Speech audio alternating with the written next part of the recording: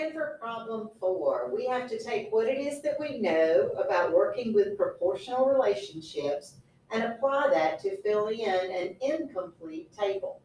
So problem 4 says, Randy is planning to drive from New Jersey to Florida.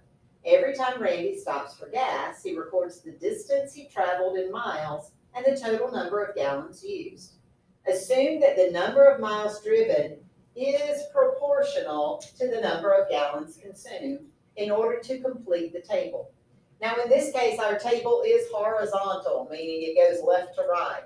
But if you chose, you could rewrite it as we've seen our previous tables, being vertical or up and down. Either way, it's the same information, they're just giving you a different way that you may see the data presented sometimes.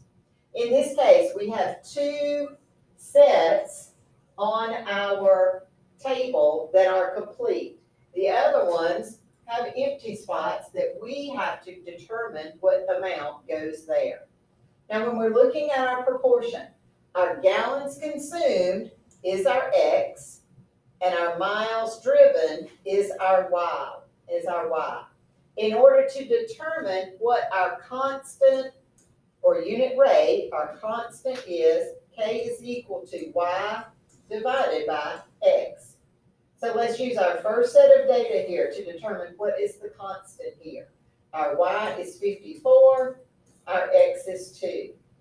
If K is equal to 54 divided by 2, K is equal to 27. Now, they say it's proportional, but let's double check. Let's do the same thing with our second set of data they give us. So if K is equal to Y over X, in this case, K would be equal to 216 divided by 8, and yes, it's also equal to 27. So 27 is our constant unit rate, and we can use that to determine the other empty places in our table here.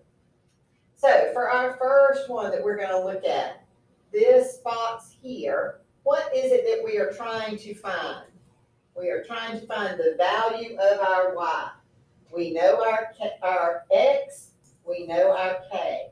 Looking back to your original equations on our first part, what is our equation when we are trying to determine Y? Y is equal to X times K. So if we substitute what we know that Y is 4, we know that K is 27, and so therefore our Y is going to be equal to 108. So 108 goes here in our table. Now, let's continue down to this box where we are again looking for the value of our Y, and we know our X, and we know our K. So again, Y is equal to X times K.